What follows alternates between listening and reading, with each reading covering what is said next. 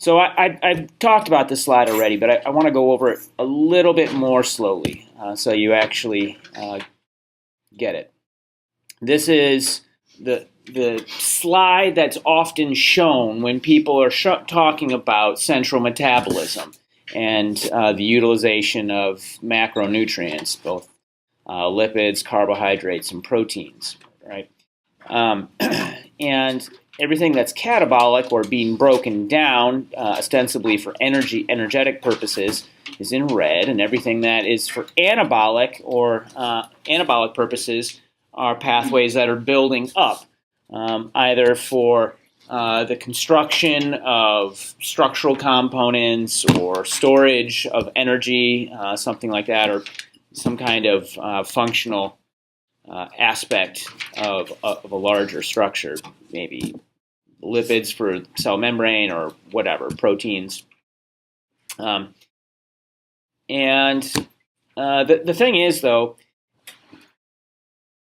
this diagram, the way it's presented, is a little bit disingenuous because the way that the cell actually works is a subset of these arrows predominate at one time or another. And so the real way to show this diagram to you and understand it in physiological terms is to understand it in terms of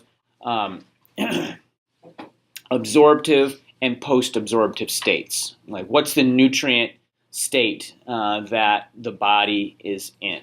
And this is at the core of what I'm trying to get at with the IR, AMPK work you guys are doing here, right?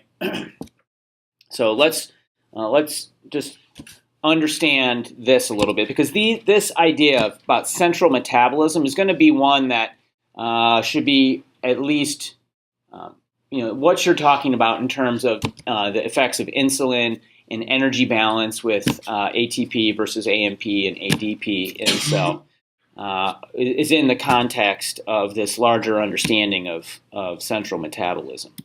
So let's start with the absorptive state. You guys following that idea? It's pretty straightforward. Let's start with the absorptive state, that half of the diagram.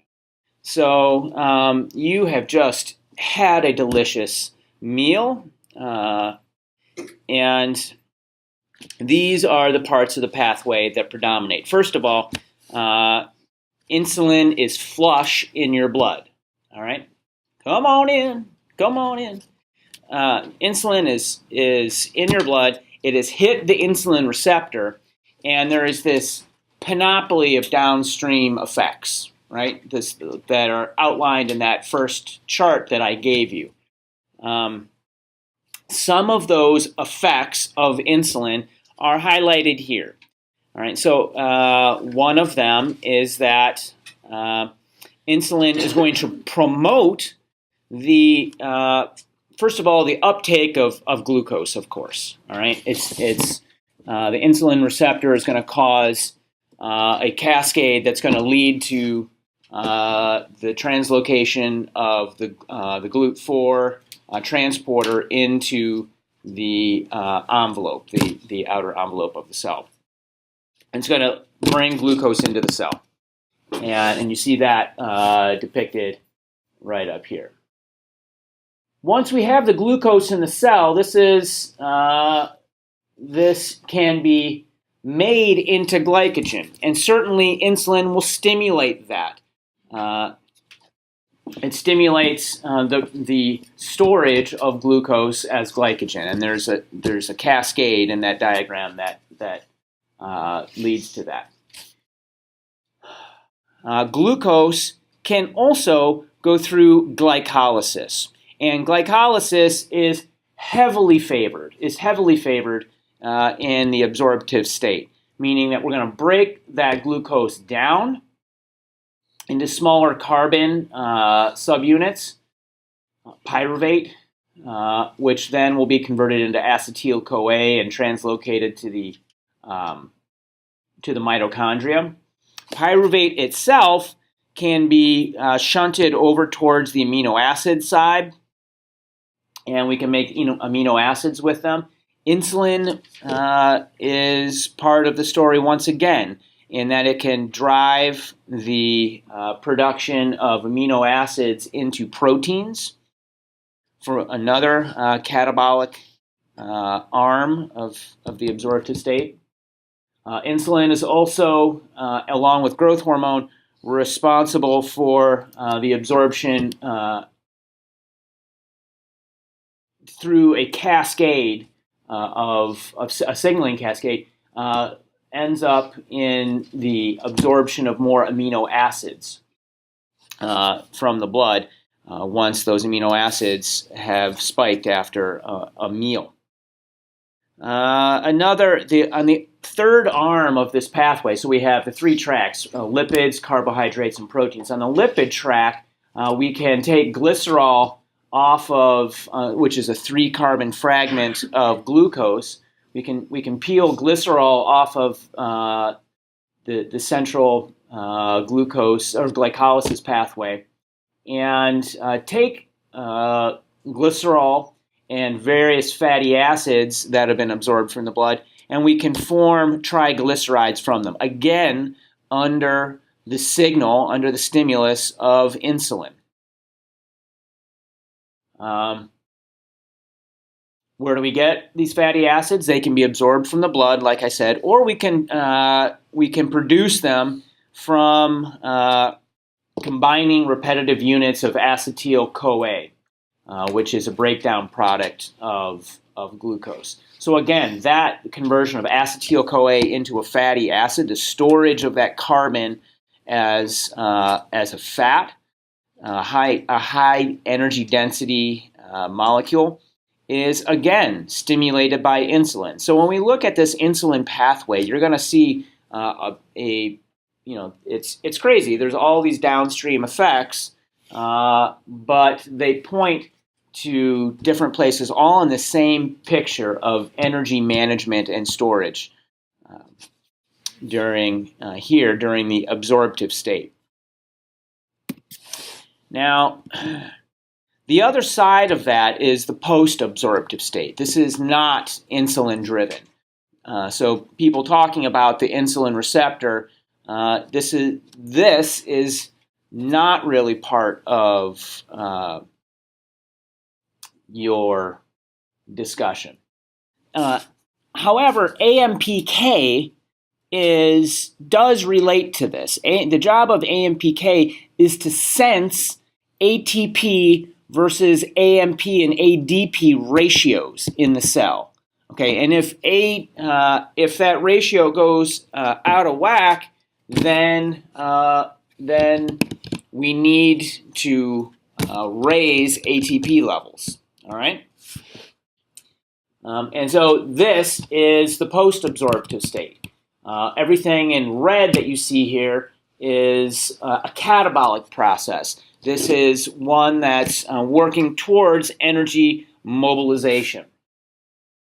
The hormone that's principally responsible for, in this diagram, for driving a lot of these is glucagon. So that's not. It can be seen as being the kind of the opposite of insulin in some ways.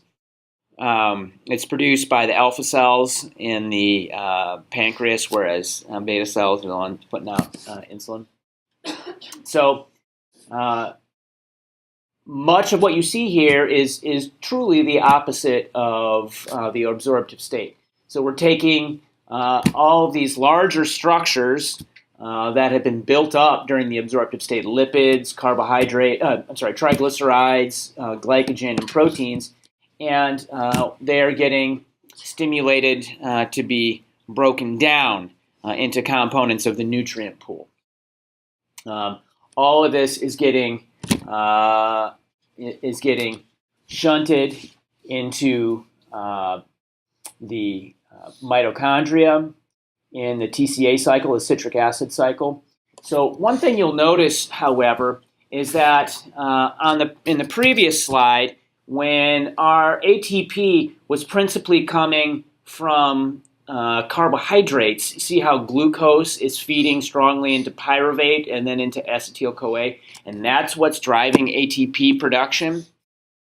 During during the post-absorptive state, that has shifted. That has shifted to fatty acids being a significant source of acetyl-CoA that's going to drive the TCA cycle around and be the ultimate source of ATP. We are still getting some acetyl-CoA from pyruvate that can be derived either from glucose or from glycerol, which is also coming off of triglycerides.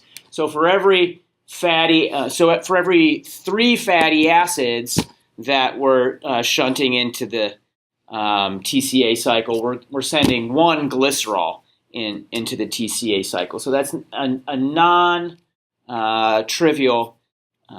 contributor to the energy output of the mitochondria in the cells during the post-absorptive state. Proteins are also shunting energy into central metabolism there, but nowhere close to the contribution from lipids. Meanwhile, the pyruvate is able to, under the influence of glucagon, is able to reconstitute glucose and go upwards. This allows glucose to be released directly into the bloodstream to maintain stable glucose levels in the blood, because the brain needs a constant level of glucose. So there's not just the localized ATP needs of the cell that are being met through the breakdown of fats, the catabolism of the lipids, but it's also the reconstitution of glucose, both from gluconeogenesis by taking smaller structures like pyruvate moving up, but also we're going to break down the glycogen that we stored during the absorptive state and give us some glucose that is able to then be released into the bloodstream and maintain a stable blood sugar level. Now, there is another pathway here. It's, the liver is able to produce so much acetyl-CoA that acetyl-CoA is able to produce what are called ketone bodies. These are various oxidation products that the cell is able to make. What, you guys are into ketone bodies? Ketone bodies are able to be exported into the bloodstream, and if we're not able to produce a significant amount of pyruvate and their glycogen stores are fully depleted, we are not able to make very much glucose, we can still produce ketone bodies off of acetyl-CoA from the lipids. The breakdown of lipids is still able to produce acetyl-CoA. These ketone bodies can then be go into the bloodstream and be reabsorbed by the brain, by whatever cells, and then reconstituted, converted back into acetyl-CoA, and still drive the production of ATP within mitochondrial metabolism. All right, you guys follow that? Who's heard of ketone bodies or ketogenic diets? Yeah, that's what we're talking about here. They are fat-based diets where you're trying to. The idea is to take in very, very low levels of glucose, store no glycogen, and force the body to basically make this arrow larger than it would be otherwise, and drive the production of. These are a few examples of the types of ketone bodies that can be produced, which then acts as a proxy for blood glucose particularly in the brain. But all right, so that's post-absorptive state. Does anyone have any questions about that so far? Yeah, ketone bodies are pretty vogue right now. People are just sort of beginning to.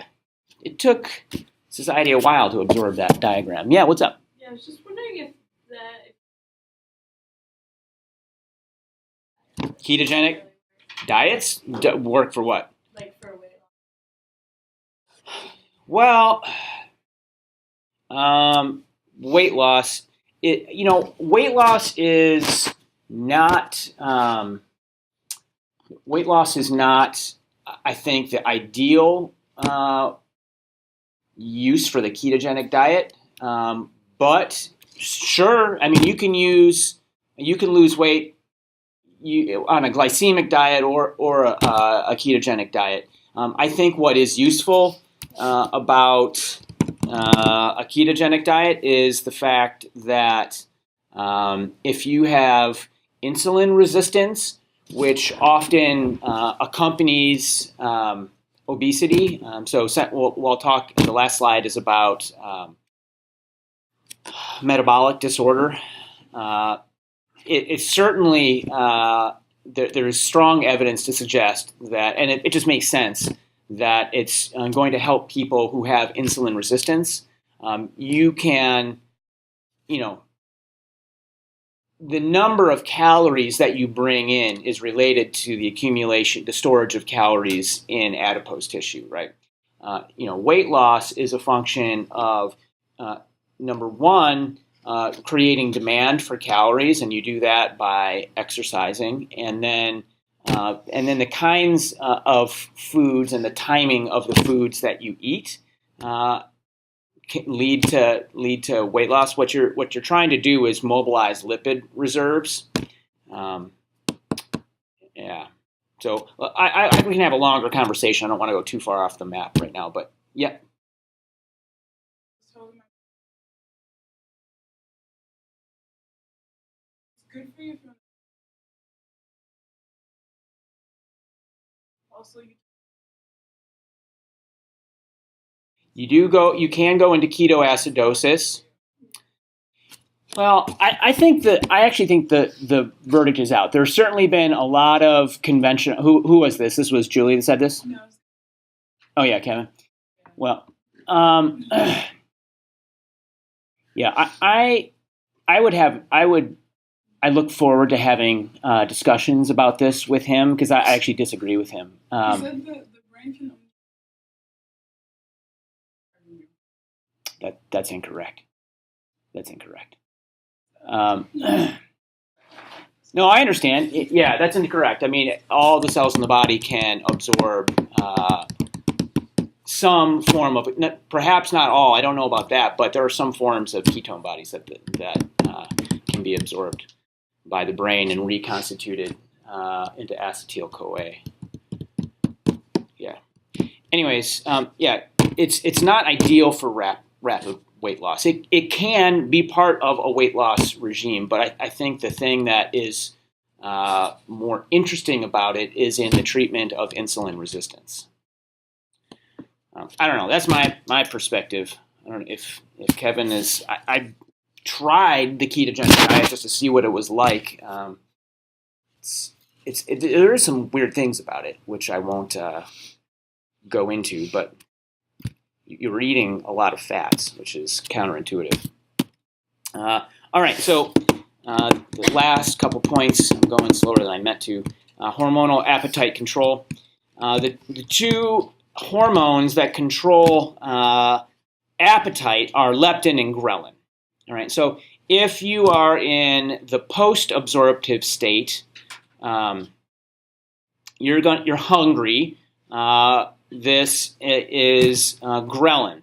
So there are cells in the GI tract that are going to produce ghrelin that stimulate hunger, and then you get a meal.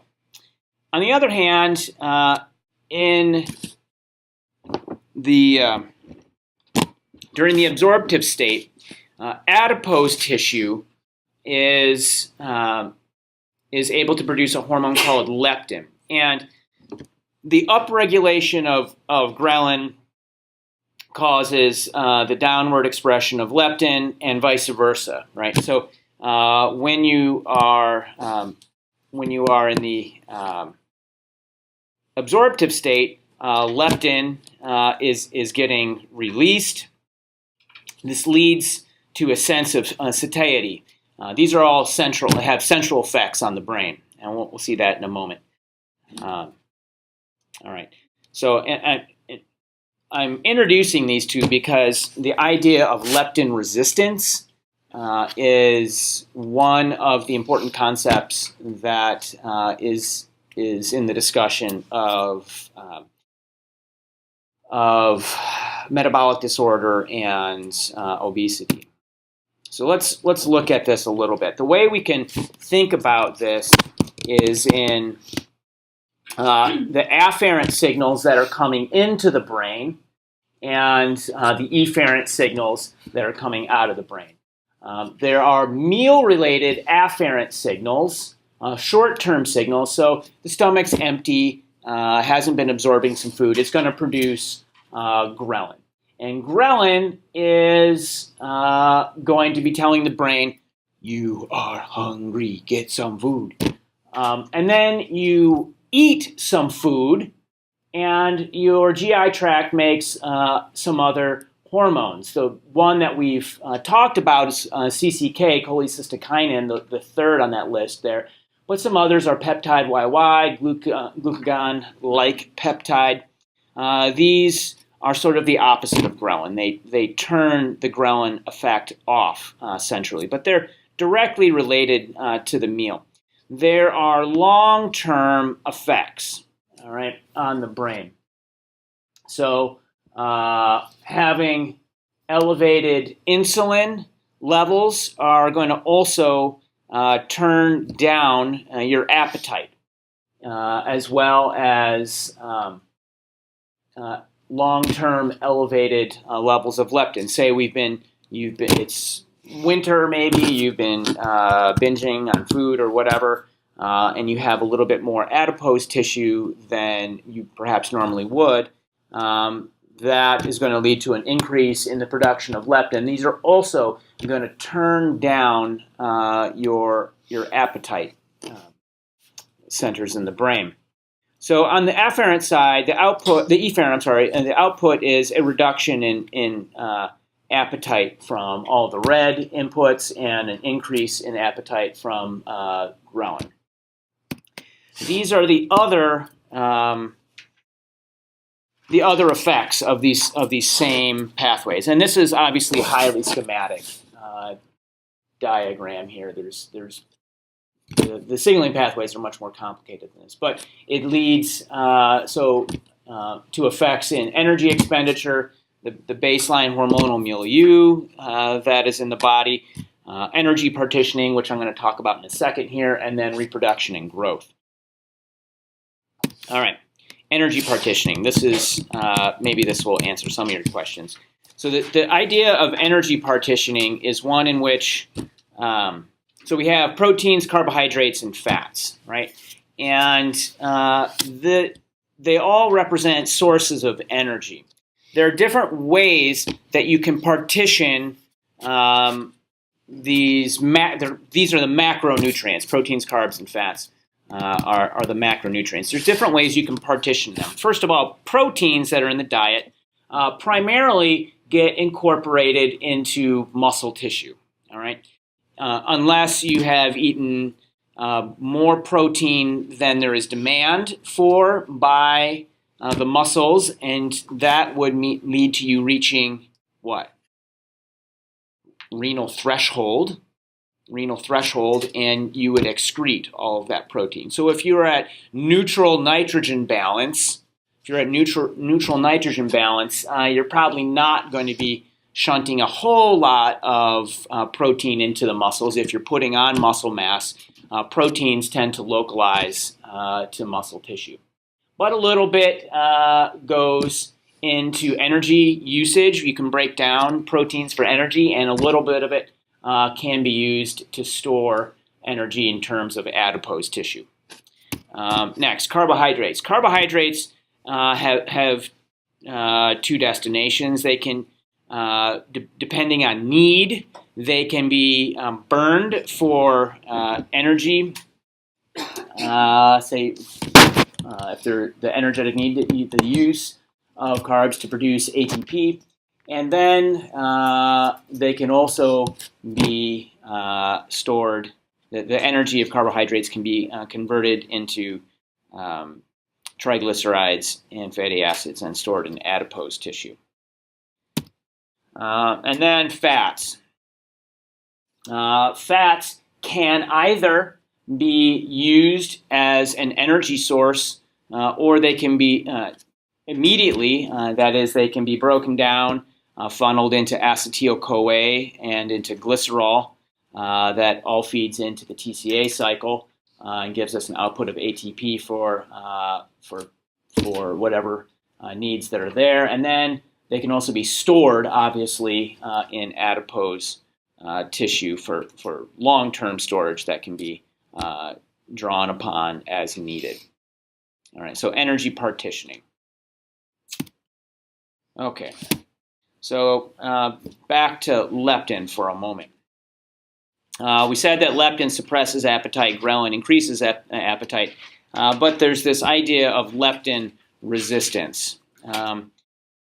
So this is a gross simplification of this, but if you eat more calories than your body needs in a day, or over a longer term, I guess it kind of averages out, then you can store those calories as body fat. If that is a consistent or a chronic behavior problem, you can slowly, insidiously gain this body fat. So as body fat increases, that adipose tissue is going to be making more leptin, all right? But if your system is awash in leptin, so the adipose cells are telling your brain, look, we've got lots of storage here. We're running out of storage space. You know, slow down. We're good. We're good on calories. It's producing all this leptin. But if there's a chronic basal level of leptin that's really high, then the brain becomes resistant to it. It becomes resistant to it. The receptors that in the nucleus accumbens in the brain that are sensitive to leptin get down-regulated and are not as sensitive to it. So what happens here paradoxically is that the brain is not as sensitive to leptin and thinks you're starving, although the opposite is actually happening here. And so the brain increases your appetite and it starts a sort of a feedback loop here that gets you out of order. You get more obese and hungry and so on and so forth. The reason I'm talking about this at all is because this is one of the root causes for metabolic syndrome. And metabolic syndrome is real stuff, folks. It's real stuff. It would take me a couple lectures to go through the metabolism of the liver that relates to this. But the suite of symptoms that you see with metabolic syndrome are right here. So there's central obesity, like you saw on that last slide with that guy. There's all these other things. There's heart. This goes along with heart disease and atherosclerosis, hypertension, insulin resistance, and diabetes. Dyslipidemia, meaning both low HDL and atherogenic dyslipidemia, so high LDL, and I didn't show the pathway for fat absorption in the body. I cut that out, but it leads to the formation of plaques. Cancer. So just some statistics, a little bit of epidemiology here. 34% of the population 20 years of age and over meet the criteria for metabolic syndrome. This is in 2003 to 2006 CDC stats, so this is old. That number has been increasing. So this means that roughly 2 in 5 people in America meet the criteria for metabolic syndrome. This is a pandemic. This is a pandemic. And this has been increasing slowly with time. They say the medical cost for treating these disorders and lost productivity, etc., is $10,000 per person annually. Again, these are in 2006 dollars, so that number is higher now. It's $1 trillion per year in the U.S. alone, 7% of the U.S. GDP. These politicians talk about wanting to supercharge the economy by cutting taxes. Let's cut metabolic syndrome. 7% of the U.S. GDP is burdened by this. Economists do backflips if we can get, 3.5% growth, but that's 7% right there, double that, just because America has an eating disorder. And it's not just America. America has exported the American diet. This is 1.5 billion people worldwide. It is a global pandemic. It's all over the world. The few places on Earth that are not touched by this are a large percentage of sub-Saharan Africa, some scattered places in South America. But by and large, you can find metabolic syndrome globally. So that's the last of the slide. You may ask yourself, yes, ma'am. Let's say The opposite of metabolic syndrome?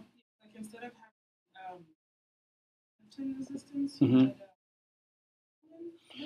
Yeah, ghrelin resistance. So, the thing about ghrelin and leptin, I showed them as being a teeter-totter, and that was a little bit oversimplifying it because ghrelin is a short-term hormone that's really closely tied to the absorptive and post-absorptive states. And I at first, when I introduced leptin, I projected it as kind of being the opposite and similarly tied, but it's not. It is, as I showed in the later slide, it's actually a longer term hormone that is related to adipose tissue on the body. So, I don't know. Ghrelin resistance. I'm not sure what that's called. I've never heard of it. It probably exists, I guess. Maybe that exists in cases of people who are starving themselves, and maybe I don't mean to say that that can be through anorexia nervosa or people who are not choosing that. There's obviously a lot of famine in the world, but in cases of famine, it gets to a certain point where the person is in a later stage of famine where they're no longer hungry, and that ghrelin sensitivity goes down. Yeah, does that make sense? Yeah. So I guess the opposite of that would be starvation.